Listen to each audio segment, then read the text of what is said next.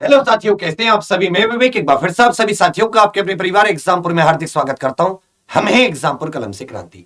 ये जो वीडियो है साथी, ये आप सभी को जागरूक करने के लिए है कि यूपी ट्रिपल एससी पैट 2022 का जो हाल ही में रिजल्ट आया है, उसमें जो आपका नॉर्मलाइज्ड स्कोर आया है, उस पर होने वाली 2023 में जो नई भर्तियां हैं, उनमें से लेखपाल की भी नई भर्ती आयोजन होना है।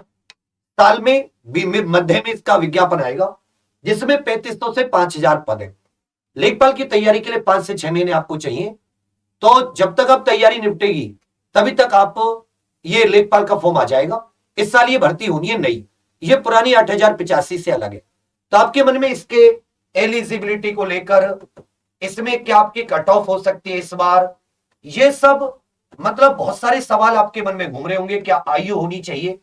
तो मैं जो पिछली भर्ती आई है 2022 में, जिसे हम लोग 8085 पद थे, उसके आधार पर मैं आपको समझाने की कोशिश करूंगा। ट्रिपल सी होता है नहीं होता ये सब, तो थोड़ा ध्यान से सुनिएगा और इस बार आप कैसे तैयार रहें ये भी सुनिएगा। तो ये 2022 में भर्ती आई थी। 2022 में ये भर्ती आई थी जिसमें 8085 पद थे। कितने पद थे? 8085 पद थे। यदि आपको अच्छे से यहां पे दिख रहा हो तो ये 8085 के करीब इसमें पद थे। और ये जो भर्ती आई थी ये 2022 में आई थी। 2022 में, ठीक है। 8085 के करीब इसमें पद थे। तो थोड़ा ध्यान दीजिएगा एक एक चीज पर, क्या एलिजिबिलिटी है, क्या कैसे, सब कुछ। ये राजस्व लेखपाल के पद थे, एक चकबंदी लेखपाल, एक राजस्व। तो इस बार जो पद आएंगे वो चकबंदी लेखपाल के भी आएंगे। 5200 से लेकर 20,200 इसका वेतनमान था। 2000 ग्रेड पे 18 से 40 1 जुलाई को इसकी काउंट होती है एज। इसमें कुल मिला के 8085 कुछ स्थायी कुछ अस्थायी पद थे। दूसरी तरफ इसमें जो शैक्षिक योग्यता चाहिए, मैं 2022 के आधार पर बता रहा हूं। जिस दिन फॉर्म की लास्ट डेट होती है तो इसमें साथी इंटरमीडिएट 12th पास चाहिए, 12th पास।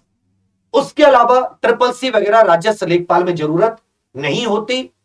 ट्रिपल सी की कोई आवश्यकता नहीं है। हालांकि आगे ये मांग सकते हैं तो आप बनवा के रखिए, वो तो आपके पास एक एक्स्ट्रा है। 12th पास 18 से 40 इसमें क्या होती है आयु? 12th पास। उसके बाद में जो मुख्य परीक्षा थी उसका कुछ सिलेबस ये था कि पैट की कट ऑफ आई। पैट की कट ऑफ कुछ इस प्रकार थी, आप ध्यान देना। पैट 2021 में जो कट ऑफ आई थी इस भर्ती के लिए, इसमें जो रिजर्व होते हैं, मतलब अनरिजर्व जिन्हें आप जनरल कास्ट कहते हैं, उसमें 62.96 नॉर्मलाइज स्कोर। 8085 वैकेंसी पर जैसे वैकेंसी कम है तो जाहिर सी बात है नॉर्मलाइज स्कोर भी ज्यादा होगा। 70-75 पार, वो भी पता नहीं है, तब भी किसी को नहीं पता था। तैयारी बहुत बच्चों ने की, लेकिन केवल 2.5 लाख बच्चों को बुलाया और एकदम सब लोग हताश हो गए। बाकी बच्चे अगर ये 20 गुना बुलाते, मतलब 8000 वैकेंसी का केवल 1.5 लाख बच्चे बुलाते, तो इसमें से और ज्यादा बच्चे और ये कट ऑफ आई जाती। SC schedule caste 61.80, schedule tribe 44.71, OBC 62.96, EWS भी 62। तो जनरल ओबीसी ईडब्ल्यूएस की सेम लगी। स्वतंत्रता संग्राम की 49.84, विकलांग जनों की 51.12, महिलाओं की 64.74, पुरुषों से भी ज्यादा, और भूतपूर्व सैनिक की सबसे कम थी। तो कहने का अर्थ अच्छा परसेंटाइल, अच्छा स्कोर, मतलब नॉर्मलाइज स्कोर, अच्छी कट ऑफ थी। लेकिन पद कितने थे? 8085।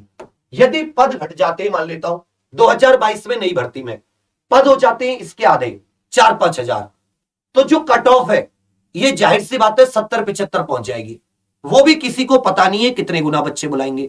ये यूपी ट्रिपल एससी की खामी है। ये बता दिए 18 से 40 एज चाहिए, कम से कम 18, अधिकतम 40। एसटी एसटी ओबीसी को 5 वर्ष की छूट होती है, और भी कई कैटेगरी होती है उत्तर प्रदेश में जिन्हें छूट होती है। 12वीं इसमें आपके पास एजुकेशन क्वालिफिकेशन चाहिए, आप लेखपाल का मुख्य परीक्षा का फॉर्म भर सकते हैं। लेकिन ये लोग पेपर से पहले 1 महीने पहले कट ऑफ बताते हैं, मुख्य परीक्षा का विज्ञापन देते समय कट ऑफ नहीं बताते। जिससे अगर ये भर्ती आती है 4000 वैकेंसी, तो उत्तर प्रदेश में कम से कम 20 लाख लोग इसको अप्लाई करेंगे। 25 लाख ने पेट दिया है, 20 लाख लोग मुख्य परीक्षा में अप्लाई करेंगे। हर से 25-25 रुपए लेंगे, 5 करोड़ रुपए अपने पास रख लेंगे। कितने करोड़ रुपए? 5 करोड़ रुपए। और पेपर से 1 महीने पहले ये बताएंगे कि भाई इतनी कट ऑफ वाले पास थे, बाकी सब भाड़ में जाएं। 20 लाख में से 50-60 हजार बच्चे पेपर देंगे, 19.5 लाख से इन्हें कोई मतलब नहीं, लेकिन उनके पैसे ले लिए इन्होंने। हमें इस चीज के खिलाफ बोलना है। हम चाहते हैं कि कॉमन कट ऑफ जारी कर दो, 50 नंबर पे, 40 नंबर पे, 30 नंबर पे, 70 नंबर पे, 90 नंबर पे, जो भी आपको लगता हो कि ये बच्चे काबिल है, तो कम से कम वो तो अच्छी तैयारी करें, बाकी बच्चे अपना कुछ दूसरा देखें जिनके कम मार्क्स हैं। तो इसका मतलब इसके लिए क्या करना पड़ेगा, उत्तर प्रदेश में आपको ट्विटर कैंपेन करनी होगी। ट्विटर कैंपेन के लिए मैं आपको बता रहा हूं कि इसमें हमें 3 मांग है। यूपी SSSC पेट की कॉमन कट ऑफ हो। कॉमन कट ऑफ का मतलब है कि जिसके इतने मार्क्स हैं कि भाई 50 नॉर्मलाइज्ड स्कोर है, वो जितनी भी 1 साल तक भर्ती आएंगी उनमें मुख्य परीक्षा भर सकता है। इसमें क्या होगा कि लगभग 50% बच्चे, 5 से 7 लाख बच्चे ऐसे निकल आएंगे जिनके 50 या 50 से ज्यादा नॉर्मलाइज्ड है। बाकी को मेहनत करनी होगी, या मान लो 40 कर दिए, 30 नंबर कर दिए। एक आइडिया लेना होगा कि इतने बच्चे फॉर्म मुख्य परीक्षा दे सकते हैं, और कम से कम 6 महीने पहले बताओ। 6 महीने का समय तो दो तैयारी का, एग्जाम पैटर्न समय से बताओ, सिलेबस समय से बताओ, जिससे बच्चा अच्छा तैयारी कर पाए। सिलेबस चाहे कितना भी डीपली सिलेबस दे दो, लेकिन सिलेबस से बाहर मत पूछो। कैलेंडर की मांग, फिक्स कैलेंडर की, इस दिन पेपर इस दिन ज्वाइनिंग। अभी पेपर हो जाता, रिजल्ट नहीं आता, रिजल्ट आ जाता, ज्वाइनिंग नहीं आती। इनके लिए आवाज उठा लो, नहीं तो कुछ नहीं बचेगा 2024 के बाद में। बस ट्विटर पे बेरोजगारी बेरोजगारी के ताली पीटते रहना, कोई सुनने वाला नहीं होगा, या बस लड़ते रहना अलग अलग विचारधाराओं में। अपनी मांग के लिए 29 जनवरी को आप सभी लोग भगत सिंह की सीख पर चलते हुए इंकलाब कीजिए। ट्विटर कैंपेन के माध्यम से 29 जनवरी रविवार सुबह 9 बजे अलार्म लगा के रख लीजिए। 100 ट्वीट करने, कसम खा लीजिए हर एक स्वतंत्रता सेनानी के सिद्धांतों की। रिफॉर्म यूपी SSSC को लेकर आर बड़ा है, EFORM छोटा है, यूपी SSSC बड़ा है। रिफॉर्म यूपी SSSC, भाई Yogi Adityanath, CMO UP, UP government, PMO India, इन्हें टैग करना है और अपनी पूरी बात, ये तीनों मांगनी है, लेकिन टैग यही रहना है, जिससे कि वो लोग समझ पाए कि यूपी SSSC में सुधार की जरूरत है, आमूल चूल परिवर्तन की जरूरत है।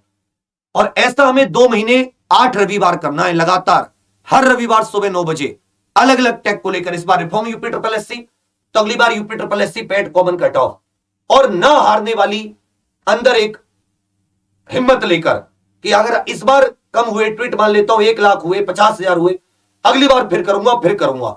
तो मैं अपनी बात समझानी है। हमेशा याद रखेगा, अन्याय की हार होती है, न्याय की जीत होती है, लेकिन न्याय को अपने मुंह से बोलना पड़ता है। तुम सोचो सब भगवान आके करेंगे, नहीं होगा।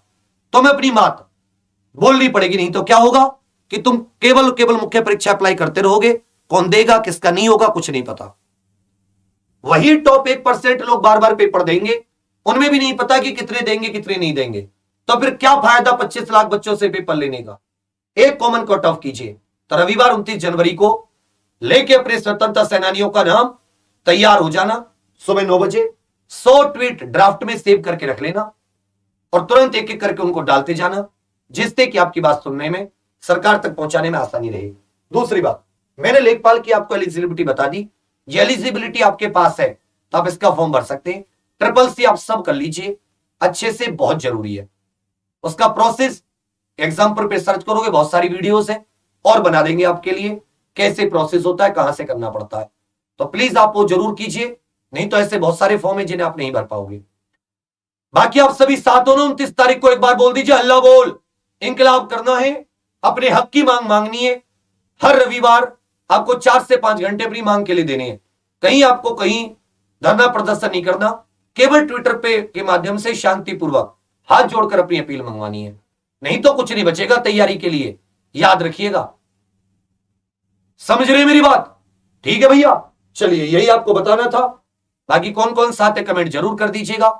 एलिजिबिलिटी से संबंधित लेखपाल से और कोई डाउट हो तो वो भी जरूर बताइएगा, उसमें भी आपकी जितनी मदद होगी करेंगे। हालांकि अभी पिछले लेखपाल का रिजल्ट नहीं आया, लेकिन उम्मीद है उस पर जो भी कार्रवाई होगी वो जल्दी होगी। नहीं हो तो हम तो रिफॉर्म की अपनी ट्विटर आंदोलन कर ही रहे हैं, इसके माध्यम से रिजल्ट ये सब पर आवाज उठाई जाएगी। ये तो कर ही सकते हो ना कम से कम।